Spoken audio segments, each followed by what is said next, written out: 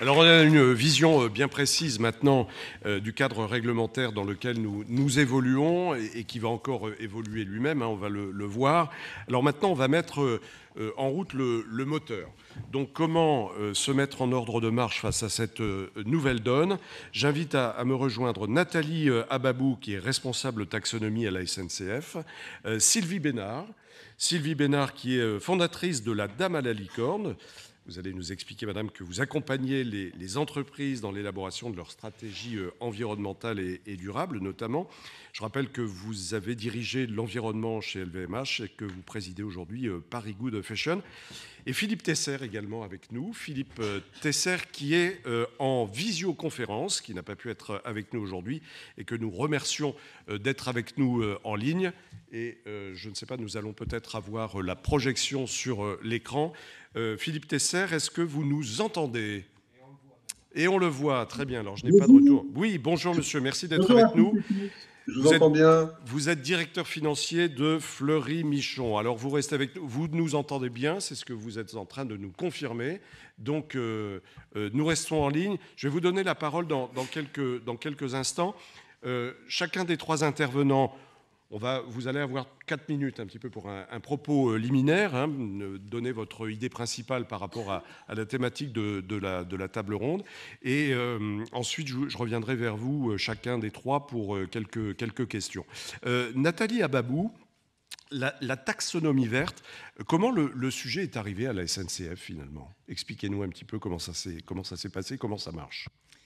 Alors, le sujet de la taxonomie, je vais rappeler juste avant en 2 mots ce que c'est que la taxonomie. Donc, c'est un dispositif réglementaire européen. Donc, qui dit réglementaire dit application directe sans transposition en droit national et qui vise à mesurer la durabilité des entreprises de manière standardisée, contrairement à ce qui se passait jusqu'à présent. Et concrètement, cette mesure va passer par un fléchage de l'information de durabilité sur des indicateurs financiers et va se traduire, comme ça a été dit tout à l'heure, par la détermination d'un chiffre d'affaires, d'investissement et d'OPEX, donc de charges d'exploitation, dits alignés, c'est-à-dire durables ou verts, comme on peut le dire, et donc qui répondent à un certain nombre de critères définis dans la taxonomie, donc plutôt prédéfinis dans la taxonomie. Et ce règlement taxonomie, il est d'application progressive avec une première étape qui a été menée pour l'exercice 2021 qui consistait à regarder la correspondance entre les activités des entreprises et les secteurs d'activité de la taxonomie. En 2022, c'est l'alignement sur la base de 2 objectifs climat où on va mesurer le respect des différents critères définis dans la taxonomie. Puis en 2024, ce sera l'alignement sur les 6 objectifs environnementaux de la taxonomie. Alors, une fois qu'on a dit ça, la question c'est comment on fait. Effectivement, la question s'est posée dans le groupe SNCF comme dans beaucoup d'autres groupes. Comment on va faire, de quoi il s'agit, Quesaco, etc. Et surtout que la couleur était quand même très financière. Donc concrètement, on a eu en fait un double défi à mener au niveau du groupe SNCF. C'était un défi sur les outils, les chiffres, comment on va collecter toutes ces informations pour répondre à des exigences réglementaires. Et en corollaire et de manière très, très liée à tout ça, ça a été faire bouger l'organisation, faire bouger les lignes de l'organisation pour amener tous ces chiffres dans le panier de la taxonomie et être présent au rendez-vous réglementaire de la publication 2022.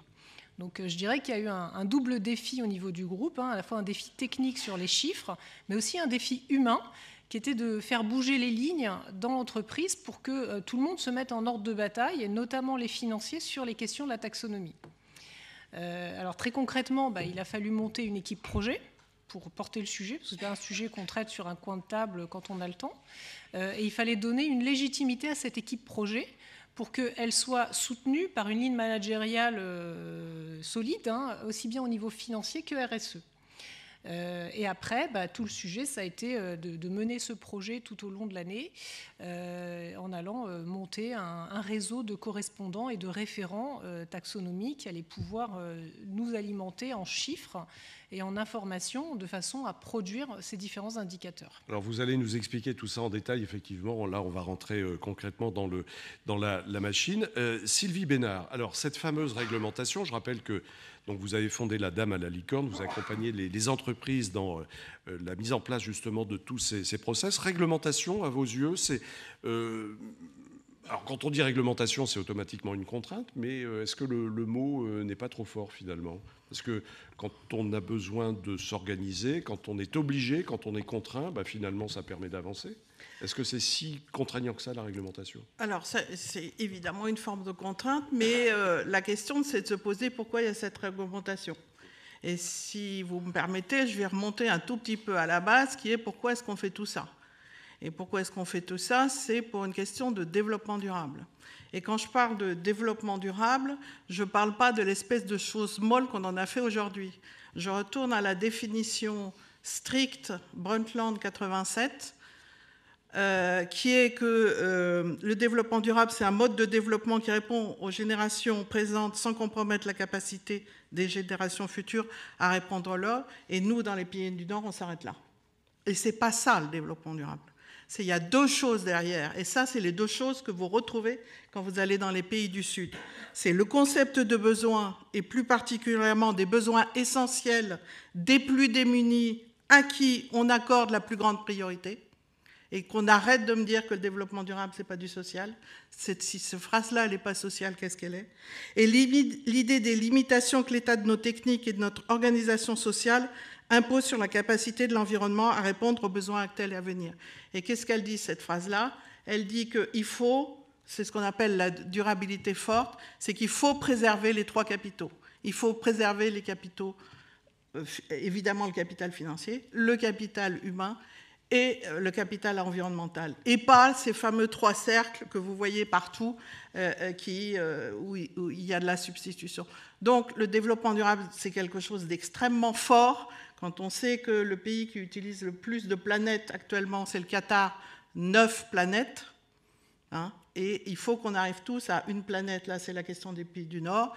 Et l'indice de développement humain, c'est-à-dire arriver au moins à un indice de développement humain de 7 à 8, là on est dans les pays du Sud, et donc le développement durable, si vous faites ce grand tableau-là, c'est arriver à ça. Et arriver à ça, c'est compliqué. Et pourquoi ces réglementations sont là? C'est pour qu'on arrive à ça. Et donc, bien sûr, pour en revenir à votre question, pardon, bien sûr que c'est une contrainte, mais si on la prend intelligemment, c'est comment est-ce que moi, entreprise, je montre que j'ai bien pris tout ce dont je viens de parler en cause et comment je montre les résultats de ce que je suis en train de faire. Et là, ça devient un objet de stratégie. Alors, la stratégie, je vais revenir vers vous, Sylvie Bénard, pour nous expliquer concrètement comment on fait avancer tout ça et notamment comment on fait travailler les femmes et les hommes ensemble dans cet objectif. Je vais revenir vers vous. Philippe Tesser, vous êtes toujours avec nous en ligne. Je rappelle donc directeur financier de Fleury-Michon et je précise que vous êtes lauréat 2022 du prix du dirigeant financier responsable qui vous a été remis lors du dernier Financium, rendez-vous annuel des dirigeants financiers contrôleurs de gestion. Alors bravo, hein, il n'est pas trop tard pour vous le dire. Philippe Tesser, pourquoi et comment vous avez pris le sujet à bras-le-corps chez Fleury-Michon? Comment est-ce qu'on applique les règlements dans les fonctions financières? Parce que ça, c'est un sujet effectivement très important. On va voir d'ailleurs que le sujet arrive généralement par les directions financières qui ont une appétence à se mettre à cette affaire. Comment vous avez appréhendé le sujet chez Fleury-Michon? Pareil, 3-4 minutes de propos liminaires et après on approfondira. Oui, bon. Non, mais très rapidement, Fleury-Michon, c'est une ETI familiale vendéenne qui, en fait, depuis 1905, est centrée sur la qualité de ses produits et sur le respect de son environnement. Donc moi, j'ai la chance de travailler en fait dans un écosystème où déjà, je dirais, la sensibilité RSE est forte dans tous les métiers de l'entreprise, que ce soit la conception des produits, la conception des packaging, l'intégration de l'ensemble des facteurs environnementaux dans notre modèle d'affaires, le respect des filières animales, des filières d'élevage, etc., etc. Donc on est un peu des Monsieur Jourdain du RSE, puisque je pense que chez Fleury-Michon, le concept date pas d'il y a quelques années, il était déjà très ancré dans l'ADN de l'entreprise depuis un moment. Nous, à la DAF, c'est une conviction qu'on a tous, et je dis nous parce que mes prédécesseurs avaient la même, qu'il n'y a pas de performance économique seulement financière. Il faut que la performance financière, elle soit accompagnée d'une performance extra-financière aussi forte. Je pense que l'histoire nous donne raison, puisqu'on l'entendait évoquer tout à l'heure, hein, il y aura Je pense à l'avenir autant de focus à porter sur la performance extra-financière que sur la performance purement financière des entreprises. La DAF, c'est naturellement, en fait, chez Fleury Michon, saisie de ces sujets de RSE. Hein. La RSE a été rattachée à la DAF pendant un moment. Et aujourd'hui, nous sommes le partenaire numéro 1 de l'ensemble des fonctions de l'entreprise pour constituer notre diagnostic de performance extra-financière annuel dans lequel on reporte tous les indicateurs de performance. Vous avez combien d'indicateurs de performance concrètement? On en a plus de 40, on en a 42 dans le diagnostic de performance extra-financier. Ça va de la santé au travail, à l'égalité de traitement, à la gestion des déchets, au changement climatique. Il y en a un sur la biodiversité. Donc, c'est des choses extrêmement diverses, mais qui sont pragmatiques, qui sont vraiment ancrées dans les problématiques business, dans la stratégie de l'entreprise. On fait pas de la RSE à côté de la stratégie de l'entreprise. On l'intègre vraiment au jour le jour dans la stratégie quotidienne de Fleury Michon. Et tout ça est audité donc par un cabinet extérieur, hein? C'est ce que vous nous Absolument, expliquez. voilà. Donc on fait auditer tous les ans par un cabinet extérieur. Et puis l'importance en fait de ces critères a été encore augmentée sur les derniers mois. Et c'est pour ça qu'on a été lauréat de ce prix au Financium, puisqu'on a indexé une grande partie de nos emprunts bancaires sur le respect de nos engagements extra-financiers. Est-ce que le fait d'être une entreprise cotée vous permet d'insister sur ce point? Est-ce que vous devez rendre plus de comptes qu'une entreprise non cotée finalement? Alors, on a des obligations, évidemment. Ce fameux DPEF, il est pour nous obligatoire, donc on n'a pas quelque part de mérite à le mettre en place. On est obligé de le mettre en place. Nos clients, nos consommateurs sont évidemment hyper attentifs à ces sujets d'indicateurs et de performance extra-financière. Je dirais qu'aujourd'hui, dans des relations commerciales, il n'y a pas de prime à ceux qui montrent patte blanche, pour l'expression qu'on a entendue tout à l'heure, mais il y a plutôt une sanction pour des entreprises qui ne seraient pas exemplaires ou qui ne seraient pas transparentes en la matière. Oui.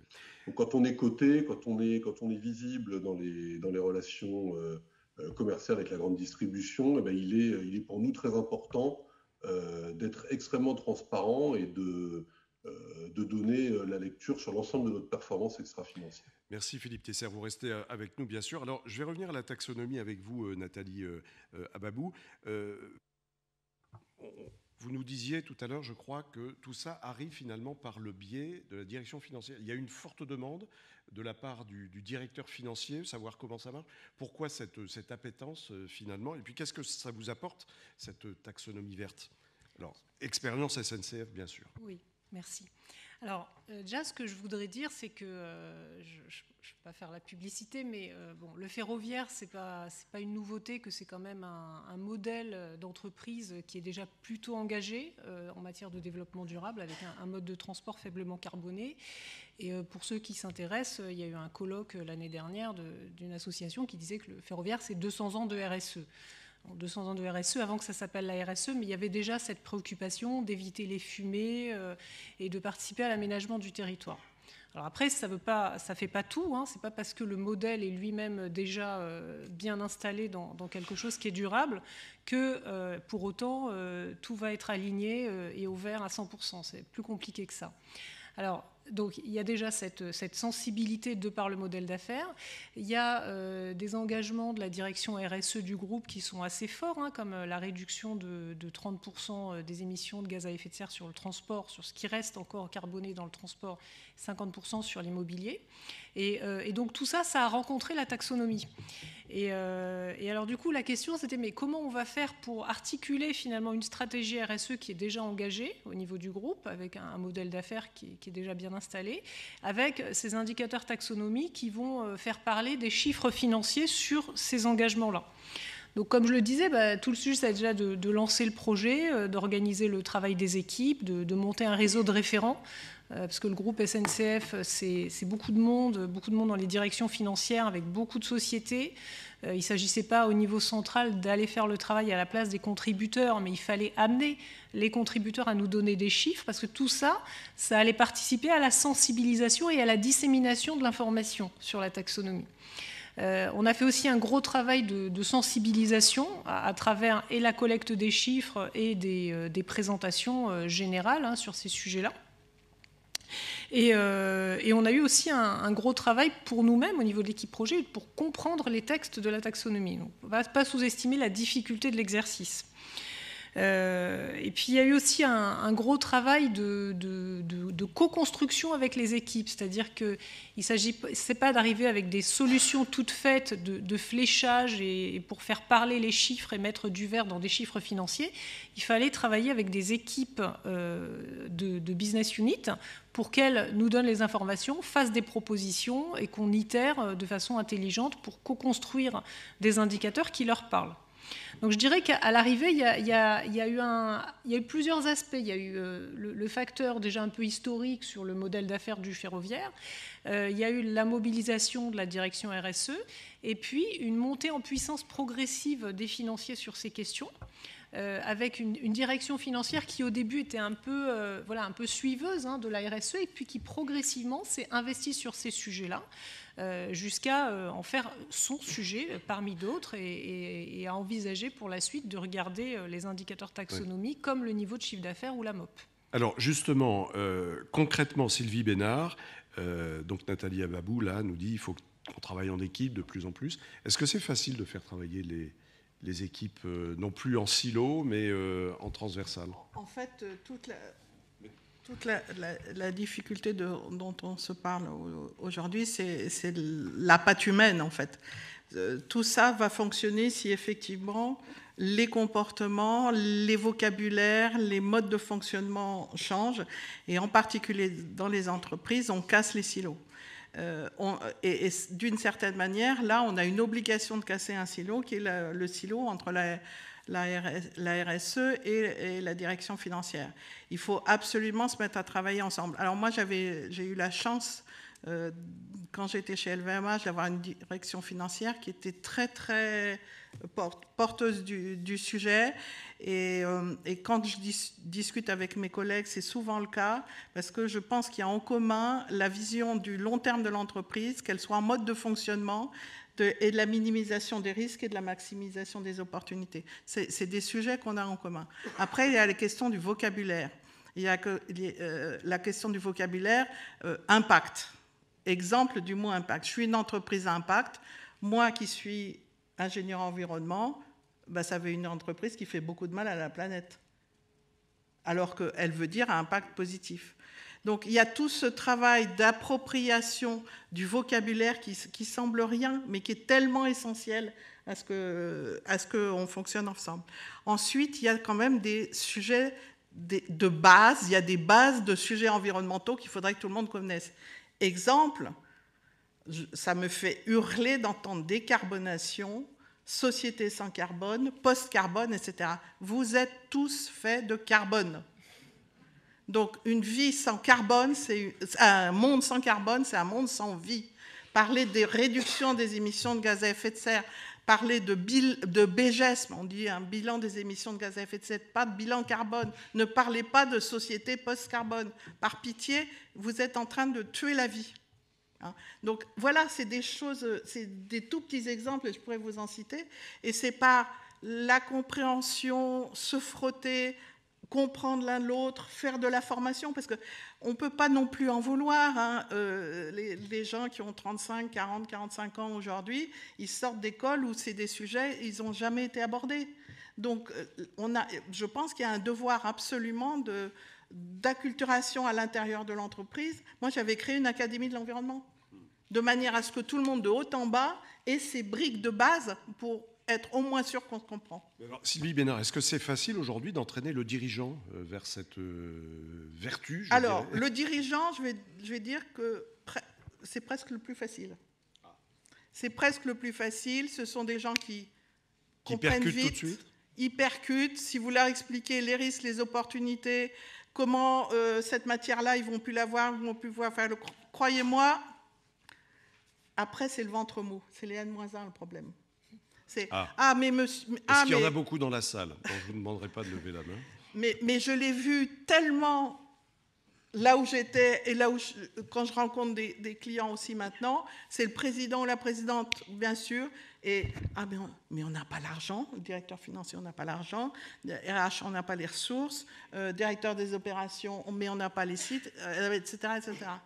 Et donc, le travail, c'est là encore surtout pas d'accabler ces gens-là, mais de comprendre pourquoi ils sont rétifs. Et il y a plein de raisons, hein, je ne vais pas vous les exposer aujourd'hui, mais l'idée, c'est au contraire de les entraîner. Et croyez-moi, on est sur des sujets qui déclenchent des sujets de passion. Et une fois qu'on a compris, on ne revient jamais en arrière. Et ces gens-là, une fois que vous les avez entraînés, vous allez voir, ça va booster. Mais ça demande du temps et beaucoup de pédagogie. Quel enthousiasme. Merci pour ce témoignage. Alors, justement, autre retour d'expérience. Philippe Tesser, dans un groupe comme Fleury-Michon, vous venez d'entendre Sylvie Bénard et Nathalie Ababou. Comment ça se passe chez vous? Vous travaillez facilement, aisément, en équipe? Nous, on est tous derrière ce sujet-là. Je dirais rien que dans la gouvernance globale du groupe, hein, on a au conseil d'administration un organe qui est responsable de la performance RSE. Donc, on va dire au plus haut niveau de la gouvernance, il y a ce sujet de la RSE avec des revues tous les trimestres.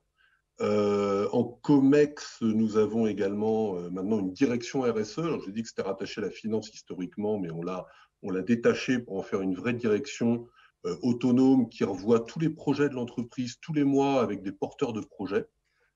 Et puis, évidemment, on a eu besoin de fédérer l'ensemble des hommes et des femmes de Fleury-Michon derrière cette performance extra-financière RSE. Alors, la manière dont on le fait, nous, c'est de prendre des engagements vis-à-vis de l'extérieur. Ça été tout à fait marquant. On va y revenir, notamment auprès des banquiers, j'imagine. Voilà. Auprès des banquiers, notamment. Voilà, auprès des banquiers. Mais c'est certain que remettre un peu le sujet au cœur de la stratégie de l'entreprise et dire à tout un chacun de nos collaborateurs que ce qui fait compte vraiment, autant que la pure performance financière, c'est quelque chose qui nous aide à fédérer l'ensemble de l'entreprise derrière la stratégie. Nathalie Ababou, comment on travaille en équipe à la SNCF? Et est-ce qu'un groupe public estime avoir plus de responsabilités en la matière qu'un groupe privé finalement? Oui, alors absolument, effectivement, le propre du modèle de la SNCF, c'est quand même d'être au cœur des territoires et de rendre un service public de transport qui va concerner énormément de monde. Ce n'est pas juste une entreprise en B2B cachée du grand public, c'est une entreprise très connue, très exposée et qui rend un service de transport qui apporte beaucoup en termes de contribution à la décarbonation. Mais est-ce qu'on peut peser plus sur les décisions des équipes dans un groupe public que dans un groupe privé où le patron a peut-être une marge de manœuvre plus importante? Alors, ce qui est bien, c'est que tout le monde va dans le même sens. Et les difficultés, elles sont plutôt dans les organisations et dans les outils et dans les modes de fonctionnement. Mais dans l'idée et dans la philosophie, la taxonomie allait dans le sens des engagements de l'entreprise de participer au développement du transport ferroviaire, en tout cas pour contribuer à favoriser des modes de transport faiblement carbonés. Et là où on a rencontré plutôt des difficultés, c'était déjà effectivement d'acculturer les équipes financières. Ça, c'était un gros défi, parce que pour vous donner une anecdote, quand j'ai commencé, je parlais du mot taxonomie, on m'a dit c'est quoi? C'est une taxe. Donc voilà, donc il fallait expliquer ce que c'est une taxonomie, c'était vraiment le b.a.-ba. Et donc beaucoup de travail d'acculturation, mais ça a été assez rapide. Une fois que les équipes financières avaient compris de quoi il s'agissait, tac, ça a tilté. Ah oui, on va pouvoir faire ça et ça comme ça. On a les outils, on a les comptes analytiques, on a les structures, on a des éléments, on a telle base de données. Donc une fois que les financiers sont acculturés et ont compris ce dont on a besoin, ils ont les solutions techniques qui permettent de répondre. Alors, jusqu'à un certain point, parce qu'après, il a fallu aussi aller chercher des informations au-delà de la sphère financière. Il y avait aussi des éléments la RSE, des éléments chez les ingénieurs. Donc, il fallait aussi articuler des informations venant de différentes familles de métiers de l'entreprise.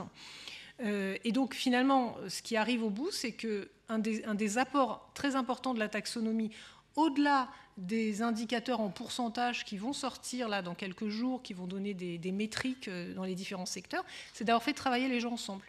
C'est d'avoir poussé à faire travailler les gens ensemble et à défiloter les organisations. Et ça, je trouve que c'est assez remarquable, parce qu'on avait jusqu'à présent deux mondes qui s'ignoraient superbement. Le monde de la finance d'un côté, avec son bilan compte de résultats annexe, et le monde de la RSE, avec sa DPEF de plus de 100 pages. Et aucun des deux ne se parlait. De temps en temps, on avait quelques millions d'euros qui étaient évoqués dans la DPEF.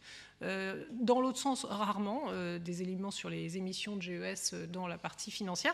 Et là, on sent du resserrement et du lien. Et d'ailleurs, les instances ont appelé très fortement à établir une connexion entre les états financiers et l'extra-financier et à faire du lien. Et je peux vous dire qu'on y a passé du temps, au-delà de la production des chiffres, tout un travail dans le rapport financier et extra-financier de mettre les choses en cohérence et de ne pas se contredire d'un chapitre à l'autre du rapport annuel. Alors, Philippe Tesser, dans la droite ligne de ce qu'on vient d'entendre, différence de management finalement de cette question entre entreprise publique et entreprise privée, est-ce que vous, chez Fleury-Michon, on peut imaginer par exemple, ou dans d'autres entreprises, mais des incitations financières, des bonus, je ne sais pas, à qui dans l'entreprise respecterait le mieux en termes de décision, en termes d'application, le respect de l'évolution de cette réglementation. Un petit peu la carotte. La carotte, nous, on est allé assez loin. Comme on avait pris des engagements auprès de nos partenaires financiers sur l'indexation de nos coûts d'emprunt à notre performance RSE, on avait quelque part dessiné une stratégie, une direction sur 5 années avec 5 indicateurs autour de l'emballage éco-responsable, autour de la sécurité au travail, autour de l'absence complète d'additifs non naturels, etc. Donc on avait dessiné cette trajectoire et ce qu'on a fait depuis cette année, c'est qu'on a indexé 20% de la rémunération variable de tous les cadres du groupe sur l'obtention de ces 5 critères. C'est-à-dire 20%, un bonus de 20% pour combien de personnes, en gros, dans le groupe ? On doit parler de plusieurs centaines de personnes. On va parler d'à peu près 400 personnes. Mais uniquement au niveau des cadres. Uniquement au niveau de la rémunération variable. On a évidemment des réflexions pour embarquer cette performance extra-financière aussi dans des accords typiquement d'intéressement. On pourrait imaginer que sur des accords d'intéressement, on fasse entrer ces critères-là. Ce n'est pas encore le cas, ça se discute. On a des discussions profondes, intéressantes avec notre CSE sur le sujet. Alors Pierre Chabrol est très attentif à ce que vous dites. Je pense que l'information va remonter à Bercy et peut-être travailler à un tel dispositif, en tout cas facilité, parce que tout n'est pas au niveau de Bercy en termes de décision, effectivement. Philippe Tesser, là on a parlé de l'interne. Comment on manage ça avec ses partenaires extérieurs ? Vous en avez déjà parlé un petit peu tout à l'heure, avec vos banquiers notamment. Vous vous engagez comment auprès d'eux finalement ? En fait, on a un intérêt commun. Moi, je pense que ce que j'ai compris des banquiers, ils ont eu une demande de leurs investisseurs, de leurs clients, pour avoir des investissements qui sont plus responsables. Le banquier ne fait pas d'investissement responsable lui-même. En fait, sa politique RSE, elle est probablement portée plutôt par les actifs qu'il gère ou les politiques de ses clients.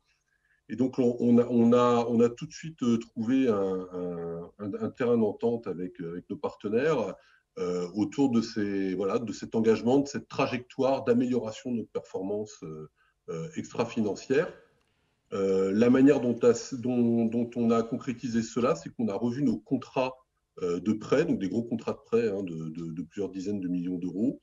Et puis, on a écrit des avenants avec nos services juridiques, avec le service juridique des banques, qui viennent en fait préciser le coût de l'argent, la rémunération du banquier au regard de la performance extra-financière de Fleury-Michon. Mais pour bien comprendre notre affaire, indexer la dette sur la performance extra-financière. Concrètement, comment vous faites ? Enfin, si on rentre un petit peu dans la cuisine. C'est un système de bonus-malus. On a donc 5 grands indicateurs. On va dire que chacun compte pour 0,5 points de base de bonification ou de malus. Alors, je vous donne le chiffre, c'est pas le chiffre exact, mais c'est l'ordre de grandeur. Et puis on peut, si on atteint nos 5 engagements sur une année, on peut bonifier, sans diminuer, le coût de la dette d'autant de points de base. Et puis si on rate un indicateur sur 5, eh ben, on va avoir de la bonification sur 4 indicateurs, et puis on n'aura pas la bonification, on aura même un malus sur l'indicateur manqué. Si on rate les 5, on a 5 fois le malus, c'est-à-dire que le coût de l'argent est plus cher. Je pense que c'est très vertueux en fait d'avoir des mécanismes de bonus-malus, pas tellement pour le montant que ça représente. Hein. Là encore, on parle de 0,5 points de base par indicateur. Pour les professionnels, ça peut sembler dérisoire, mais c'est quand même important parce que ça permet d'engager l'ensemble de l'entreprise vis-à-vis de l'extérieur au travers de contrats sur des performances qui sont chiffrées avec de l'argent au bout. Et sur une durée de 5 ans que je trouve raisonnable pour traduire une stratégie d'entreprise. Alors ça, c'est très concret, effectivement, mais si on va encore un petit peu plus loin, si on gratte encore plus le concret, au quotidien, c'est quoi les tâches? Parce que Fleury-Michon, c'est le traitement des produits, le traitement de l'eau, par exemple. Est-ce que vous indexez vraiment à tout niveau cette volonté environnementale, ces objectifs, finalement, que vous vous êtes fixés? Alors, il faut pas que ça devienne l'enfer administratif, ni pour les uns ni pour les autres. Donc, on a restreint à 5 indicateurs principaux. Le premier d'entre eux, c'est le Nutri-Score. Donc, Fleury-Michon a été pionnier en fait sur la mise en place du Nutri-Score en France. Donc, nous, on s'est engagé à avoir 90% de nos produits pendant 5 ans qui sont en Nutri-Score A, B ou C. Le deuxième, c'est 0 arôme artificiel. Donc là, c'est pas tellement une trajectoire d'amélioration, hein, c'est une trajectoire de conservation de recettes sans arôme artificiel. Et sans nitrite? Le troisième, sans nitrite. Alors c'est un sujet du moment. Je n'entrerai pas dans le débat autour des nitrites, mais on fera un autre débat un jour, c'est promis. Ouais, mais non, on a plutôt, nous, un KPI autour des emballages recyclables. Hein. Ça, c'est important. On avait 27% de nos emballages recyclables, nos emballages qui étaient recyclables en 2020, et on a une trajectoire qui doit nous amener à 55%. Donc, on doublerait la part de nos emballages recyclables d'ici 5 ans. Donc, c'est pas neutre. Et puis, on en a un sur la performance énergétique. Alors, ça, c'est tout à fait d'actualité, hein, des kilowattheures par kilogramme produit. Notre ambition, c'est de baisser ce ratio de 15% sur 5 ans. Et puis enfin, les accidents du travail. Donc, les accidents du travail, ça se mesure toutes les semaines dans chacun de nos sites. Il y a un point sécurité, mesure des accidents du travail. C'est des choses qui sont extrêmement sérieuses et importantes parce que de la même manière qu'on doit respecter un capital, une dette environnementale, c'est important de respecter le capital humain. On a, en tant qu'exploitant, une responsabilité sur la santé des collaboratrices et des collaborateurs. Voilà, donc très très clairement, vous voyez, c'est des choses hyper concrètes qui sont dans les métiers et qui sont faciles à expliquer à n'importe lequel de nos collègues parce qu'ils sont en prise avec le quotidien. Oui, on a bien compris, très concret, vous le disiez effectivement. Alors Sylvie Bénard, peut-être une réaction. Toutes les entreprises peuvent se permettre de mettre ça en place. On parlait de l'importance du facteur humain, faire travailler les femmes et les hommes ensemble, les services ensemble. Là, comment vous réagissez quand vous entendez Philippe Tesser pour le cas de Fleury-Michon? Votre micro, s'il vous plaît. Oui, tout ce qui a été dit, évidemment, c'est des choses en place. L'intéressement, c'est quelque chose quand j'étais chez LVMH, on avait mis en place il y a déjà un moment. Oui, toutes les entreprises peuvent faire ça. Alors, on dit souvent les grosses entreprises, c'est plus facile, pas nécessairement. Les petites entreprises, souvent les décisions peuvent aller beaucoup plus vite. Il y a des liens beaucoup plus rapides. Donc oui, toutes les entreprises peuvent faire ça. Je vois pas pourquoi il y aurait un problème particulier en fonction de la taille de l'entreprise. Oui. Alors, on me dit qu'il y a des questions qui viennent de l'extérieur. Je vous propose on va terminer cette petite partie et ensuite on va effectivement en arriver à la question du public. Si vous pouvez me le marquer, ce sera plus simple, juste je pense. Pour, oui, Sylvie Bénard, pardon. Des entreprises, alors toutes d'un point de vue géographique, le grand intérêt, ça a été dit aux tables rondes précédentes, c'est qu'à l'arrivée, c'est toutes les entreprises qui auront un exercice en Europe, y compris si elles sont américaines, chinoises, etc., devront rendre des comptes. Et ça, c'est absolument une obligation. Alors, dans un contexte quand même, on le voyait tout à l'heure, notamment avec Bertrand Badré, très tendu sur le plan international, oui. Et un monde anglo-saxon qui est quand même qui impose un peu ses lois, non? Est-ce que ça ne nous pose pas problème aujourd'hui? Est-ce qu'on peut réagir? Et si oui, comment? On est sur un sujet de géopolitique, hein, la vision du développement durable entre la nôtre, européenne, latine, on va dire, et la vision américaine. Et il faut qu'on se batte pour défendre notre vision. Et notre vision, c'est je change ma manière de faire de manière à intégrer tous ces objectifs de développement durable dont je parle, versus une version américaine où j'ai quand même tendance à continuer à faire comme je fais, mais à côté de ça, je vais donner à des charités, à des fondations qui vont faire le bien. Et ça, il faut surtout qu'on n'en arrive pas là, hein.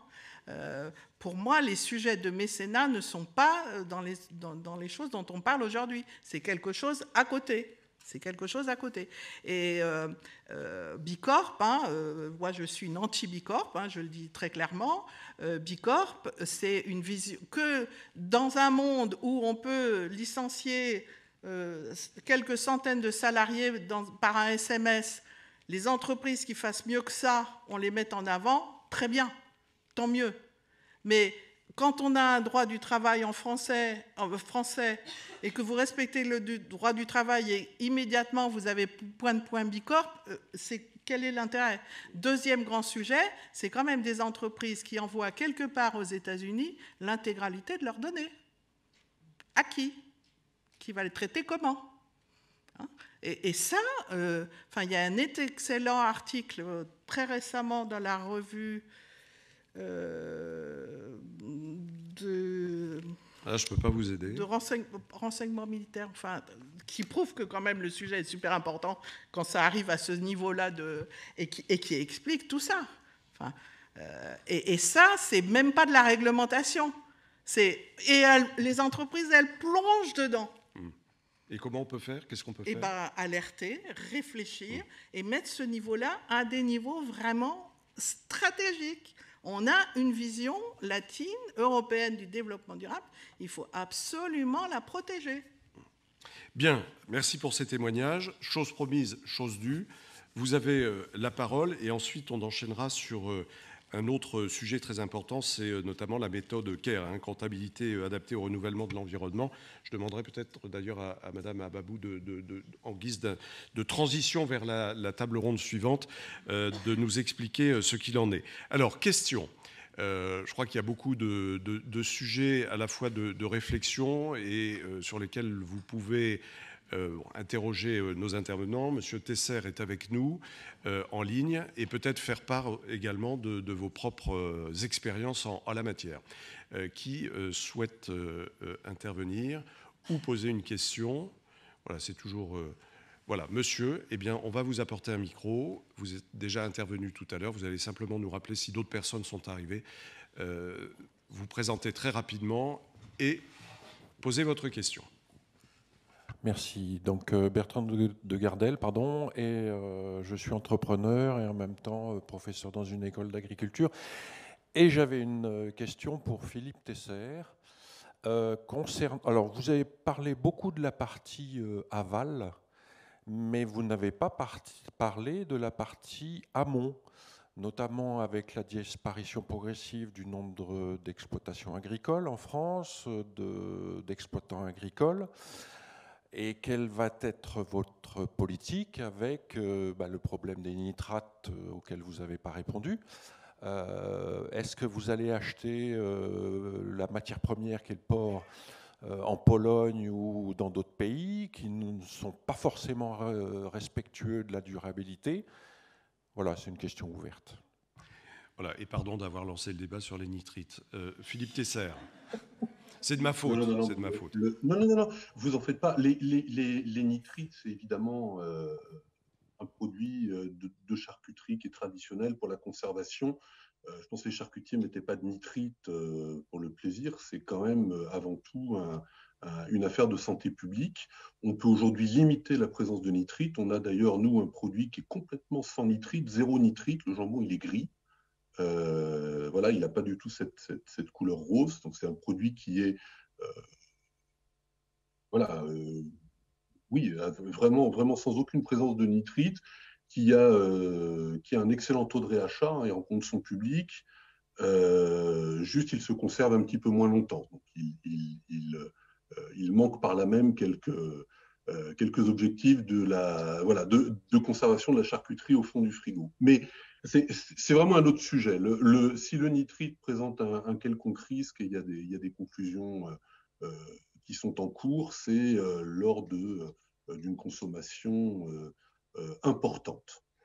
Nous, aujourd'hui, on a passé, je dirais, près de la moitié de notre gamme en conservation sans nitrite. Donc, on a ce jambon zéro nitrite. Et puis, on a une alors, part, sur les autre points qu'évoquait monsieur, sur notamment... les autres points, ce qui est important pour nous, c'est en tant qu'entreprise régionale vendéenne, c'est évidemment de maintenir des filières. On a des filières de qualité. On a été à l'origine pionnier sur le label rouge en France dans les années 70. On a aujourd'hui une filière d'éleveurs engagés, donc pour lesquels on garantit un coût d'achat qui leur permettent d'avoir une rémunération qui soit digne et qui permette de vivre.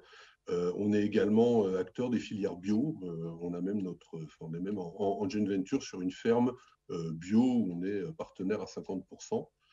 Ce qui est important, effectivement, dans le contexte actuel, c'est d'assurer que, en tant qu'industriel, transformateur, on maîtrise nos filières et on assure à l'ensemble de la chaîne un débouché, mais également, il faut qu'on soit exigeant dans nos cahiers des charges pour demander à l'ensemble de la chaîne d'avoir les mêmes niveaux d'exigence que ceux qui sont les nôtres. Bien, merci pour cette réponse. Est-ce que quelqu'un souhaite intervenir? Monsieur lève 2 fois les bras, là. Non, vous voulez 2 fois le micro, monsieur? Non. Bon, est-ce que quelqu'un... ou poser une question? Alors, il y a des questions qui nous viennent de l'extérieur, car je rappelle que nous sommes également en visioconférence, mais comme la question de notre ami journaliste, s'il est encore à l'écoute, ce dont je ne doute pas, question très pertinente que nous allons poser lors de l'autre table ronde, car elle concerne le sujet que nous allons évoquer. Alors, Emmanuel Millard, on va vous apporter le micro. Oui, merci. J'ai une question pour toi, Philippe. C'est quoi les prochaines étapes en réalité? Vous avez fait plein de choses chez Fleury Michon, mais c'est quoi la suite en réalité? Comment tu vois les choses concrètement? Tu as parlé d'émissions vertes, etc. Mais c'est quoi la suite en réalité? C'est une excellente question. Non, je pense qu'il faut nous, c'est très important qu'on garde vraiment une gouvernance qui soit autant ancrée sur la performance extra-financière que sur la performance financière.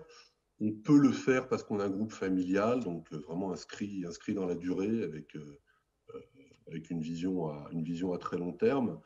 Ce qu'on souhaiterait au sein de la DAF, c'est articuler de plus en plus, mais je pense qu'on va en parler tout à l'heure, cette performance extra-financière avec la comptabilité. On sait qu'il y a des travaux universitaires en cours. Nous, on voudrait humblement offrir un terrain d'expérimentation de ces méthodologies de comptabilité élargie pour mesurer par les chiffres, par la compta, comment on restaure, comment on participe à restaurer des capitaux environnementaux ou sociaux. Donc ça, c'est quelque chose qu'on a à cœur et je pense qu'on essaiera d'être dans l'expérimentation, d'être dans la preuve qu'on peut lier la comptabilité à la performance extra-financière. Bonjour à tous, merci pour ce témoignage. Ma question va à Madame Ababou. On a vu la difficulté que vous avez eue, toute la mission que vous avez mise en place pour un nombre d'indicateurs assez limité. Comment appréhendez-vous l'arrivée de la CSRD? Alors, oui, merci de poser la question. Effectivement, c'est une très bonne question. Alors, En fait, CSRD va prolonger tout en transformant quelque chose qui existe déjà, qui est toute la mécanique et tout le processus de construction de la déclaration de performance extra-financière, mais qui va se structurer un peu différemment et se ramasser pour être tourné vers des objectifs beaucoup plus structurés et beaucoup plus clairs dans leurs intentions. Donc, effectivement, ça ne va pas être simple et on y travaille déjà. La difficulté supplémentaire qu'on a eue avec la taxonomie, c'est la partie financière et le lien à l'articulation avec les enjeux financiers. Pour CSRD, ça ne va pas être tout à fait la même chose parce qu'on va être sur des indicateurs extra-financiers, mais par contre, effectivement, il y a une difficulté de restructurer le contenu de la déclaration de performance extra-financière. Donc, ça va être effectivement une machine, une machine projet qui est en cours de structuration pour identifier les contributeurs, les lignes à faire bouger, identifier dans les outils qu'est-ce qu'il va falloir faire évoluer, comment rentrer les différentes structurations apportées par les ESRS dans la manière dont on rédige la DPEF et dont on recherche les indicateurs. Donc effectivement, il y a un travail de fond qui va être peut-être un peu moins multi-azimut qu'on l'a eu avec la taxonomie, mais tout aussi profond et important. Et effectivement, ça ne va pas être simple. De toute façon, on a un big bang des réglementations RSE qui va nous porter comme une vague sur plusieurs années. La taxonomie n'est que le début. On a les autres indicateurs taxonomie qui arrivent pour 2024, la consolidation en 2023 et puis CSRD en 2025. Donc on a plusieurs années effectivement de transformation de notre manière de compter. Voilà, les équipes commencent à comprendre ce qui les attend. Pour rien vous cacher, je ne sais pas si vous suivez, beaucoup de cabinets de la place se sont mis sur ces sujets-là et n'arrêtent pas d'organiser des événements, etc. pour aussi montrer ce qu'ils savent faire en la matière. Donc on voit bien toute la machine à produire les chiffres aussi qui se bouge et qui se mobilise pour accompagner ces transformations. Mais effectivement, ça va demander beaucoup d'efforts. C'est comme quand on fait des travaux, beaucoup d'efforts, beaucoup de travail avant d'arriver à une situation stabilisée où on va enfin regarder différemment les choses. Oui, bonjour, Vincent Daumont, associé chez Hendrix. C'est une question plutôt pour Madame Bénard. J'ai eu l'occasion de travailler avec des confrères américains ou coréens et j'ai été surpris, voire choqué, combien le RSE était un non-sujet, vraiment un non-sujet. Toutefois, ce sont des groupes souvent d'une taille qui fait que le marché européen est attractif pour eux. Est-ce que, par rapport à ce que vous disiez, défendre notre modèle, j'espère surtout qu'on va l'étendre. Est-ce que vous ne pensez pas que ça peut évidemment venir du consommateur et de l'image, puisque ces gens ont un état d'esprit où c'est quand même le profit, pas tout à fait immédiat, mais en tout cas pas très éloigné, qui va les faire avancer, et que ces normes d'image, effectivement, par rapport au consommateur final, peut être un point important pour faire progresser les choses. Merci, monsieur. Sylvie Bénard. Oui, la question du consommateur, du client est absolument essentielle. Parce qu'effectivement, si derrière, il y a un travail qui est fait, mais que les comportements des citoyens, etc., ne changent pas, on n'aura pas complètement gagné. Sur comment amener les entreprises étrangères, là encore, je pense que c'est par l'éducation, l'explication, la compréhension des enjeux. Leurs risques humains et leurs risques environnementaux sont strictement les mêmes que les nôtres. Donc, il y a un travail de faire comprendre ces sujets-là. Et ce sont là aussi des gens qui ont envie de protéger leurs enfants, envie de protéger les écosystèmes dans lesquels ils vivent. Donc je ne vois pas pourquoi, une fois que ces sujets-là sont compris, intégrés dans des pratiques, que des réglementations aussi vont, au fur et à mesure du temps, les obliger à donner des résultats, que les financiers vont venir là aussi leur poser des questions. Tout ça, normalement, devrait faire avancer. Leurs risques sont strictement les mêmes. Et je ne vois pas pourquoi ils s'aveugleraient là-dessus. Mais c'est beaucoup de travail, effectivement. Oui. Oui, je voudrais juste réagir, merci. Hein. Mais en fait, il me semble qu'il faut, il faut pas tout faire porter sur le dos du consommateur final, hein, parce que quand on voit, par exemple, l'étude de Carbone 4 sur la trajectoire de décarbonation, hein, les 12 tonnes carbone d'un Français par an, et la neutralité carbone, c'est d'arriver à 2 tonnes carbone par an. Le consommateur final qui ferait des efforts en mangeant peu ou pas de viande, en réduisant ses transports en avion et en faisant attention à son chauffage, etc., va contribuer à réduire de 2 tonnes son bilan carbone. Donc, qu'est-ce qu'on fait avec les 8 tonnes manquantes ? Effectivement, il faut des transformations au niveau industriel, au niveau de la comptabilité, au niveau de la réglementation. Donc, avec toute la bonne volonté du monde, le consommateur final, avec ses 2 mains et sa tête, il ne va pas tout faire à lui tout seul et il ne faut pas lui faire tout lui faire porter sur le dos. Il faut aussi que les réglementations aillent dans le même sens et que la comptabilité aussi accompagne. En fait, c'est une espèce d'alignement de planète entre la réglementation, la comptabilité et les habitudes de consommation. Mais si ces choses ne vont pas en même temps, dans le même ordre de marche, il se peut que les effets se diluent dans le temps et ne produisent pas ce qui est attendu. Juste rajouter un mot en vous entendant. Les jeunes pour le coup, qu'ils soient chinois, américains, une partie des jeunes, attention, une partie des jeunes commence mondialement à être sensible à ces sujets-là aussi. Et là, je pense que par ces jeunes-là aussi, les choses vont peut-être aussi pouvoir changer. Philippe Tesser, oui. La vision... Non, plus pour apporter un petit complément à ce qu'on vient de dire, moi j'ai eu la chance de travailler en Inde pendant 3 ans et d'y vivre. Et on se rend compte évidemment que dans ces pays où a priori une partie de la population pense que ces réglementations RSE, c'est bien loin de leurs problèmes de tous les jours, je peux vous dire que la pollution, ils la vivent au jour le jour et que les enjeux d'avoir des plages propres, d'avoir de l'eau potable, d'avoir du retraitement des déchets, ils les vivent aussi au jour le jour et ils sont très très vigilants à ce que les modes de production et de création de valeur soient vertueux. Et voilà, à tous les étages de la société indienne. Oui, madame, nous allons vous apporter le micro. Oui, j'avais une deuxième question. Je remercie beaucoup Philippe Tesser pour les informations très détaillées que vous nous avez communiquées sur votre prêt. Je crois que c'est ce qu'on appelle un Sustainability Linked Loan et les 5 critères. Alors, vous nous avez dit, ce qu'on dit rarement, mais vous nous l'avez dit, donc j'ai entendu que l'impact, c'était 0,5 point de base par indicateur. Je multiplie par 5 indicateurs, ça fait 2,5 points de base.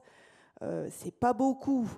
Et là, je me tourne peut-être vers les banquiers qui sont dans la salle ou qui sont en ligne. Les banquiers, ils sont soumis aussi à ce qu'on appelle les Green Asset Ratios, la taxonomie, les règles prudentielles. Il me semble qu'il faudrait qu'ils aillent un peu plus loin pour vraiment motiver les entreprises à avancer plus vite, parce que c'est très louable, c'est un signal important, ça mobilise les collaborateurs, mais en valeur financière, c'est encore assez ridicule. Est-ce qu'il y a des banquiers ou des banquières dans la salle ? Non ? Bon, donc on n'aura pas de réaction en live. Peut-être réaction, Sylvie Bénard ? Non. Pas. Philippe Tesser, une réaction Certains vont un petit peu plus loin. Je ne vois pas, madame, mais je crois que vous me voyez bien, je suis en train de dire. Je vous ai dit 0,5 point de base, effectivement, c'est dans certains contrats. Certains vont un petit peu plus loin, mais je suis d'accord avec vous. Il n'y a pas encore de carotte très importante ou de bâton très menaçant. C'est plus l'opportunité de prendre des engagements et d'aligner les attentes du monde de la finance, du monde de l'entreprise, de nos consommateurs autour d'opérations plus vertueuses. Donc, je crois que le signal est important, mais vous avez complètement raison. Les montants en jeu, c'est pas pour ça qu'on fait ça. On fait pas ça pour diminuer le coût des emprunts. Bien, merci pour ce témoignage. Terminé pour les questions, du moins pour l'instant, de la salle. Je vous propose d'attaquer la toute dernière partie de cette matinée de réflexion. On peut vous applaudir. Merci beaucoup, Sylvie, vous restez là. Merci, Sylvie Bénard. Merci, Philippe Tesser, d'avoir été en ligne avec nous. Vous pouvez rester, évidemment, en ligne pour suivre la suite des débats. Là, on va parler reporting, mais auparavant, je voudrais... Nathalie Ababou, qu'on fasse un petit point sur le fameux système CARE, donc comptabilité adaptée au renouvellement de l'environnement. Une question qui va nous permettre d'entrer dans la dernière table ronde, c'est concrètement, est-ce qu'il y a, à vos yeux, besoin d'une comptabilité environnementale et sociale pour nourrir justement les reportings ? Oui, alors absolument. Et avant de parler de CARE, là c'est un peu la chercheuse qui parle, je voudrais peut-être poser quelques éléments sur ce qu'est CARE et dans quoi CARE, le modèle CARE s'insère, qui est le système de la comptabilité multicapitaux. Et je voudrais peut-être aussi rappeler un point peut-être que vous avez tous à l'esprit, mais qui me paraît intéressant, c'est de dire, au-delà d'une comptabilité multicapitaux, qu'est-ce qu'une comptabilité ? Et pour l'expliquer, on peut faire une parabole avec un véhicule, zéro émission bien sûr. Dans un véhicule, vous avez le moteur et vous avez le tableau de bord. Le tableau de bord va vous donner des informations sur le pilotage de votre véhicule et le moteur va vous permettre de faire tourner et avancer votre véhicule. Ceux qui savent exploiter le tableau de bord et le lire sont ce qu'on appelle des conducteurs, et ceux qui savent faire tourner le moteur sont plutôt des garagistes. Bien, en matière de comptabilité de reporting, c'est un petit peu la même chose. Ceux qui savent utiliser les tableaux de bord sont les utilisateurs de l'information financière qui utilisent les indicateurs pour piloter une entreprise. Ceux qui savent faire tourner la machine qui est derrière, c'est les comptables, sont les producteurs de l'information financière. Et donc, tout ça pour dire qu'à la base, parce qu'on a parlé reporting jusqu'à présent, maintenant on va parler de comptabilité, on va rentrer dans les profondeurs du système. Et comprendre comment les choses se construisent dans le système pour produire l'information ad hoc qui va permettre de montrer les enjeux environnementaux et sociaux. Je voudrais aussi un peu de contexte avant de rentrer dans le contenu de CARE lui-même, dire que le sujet de la comptabilité multicapitaux, on a des signaux intéressants qui se propagent là dans le système.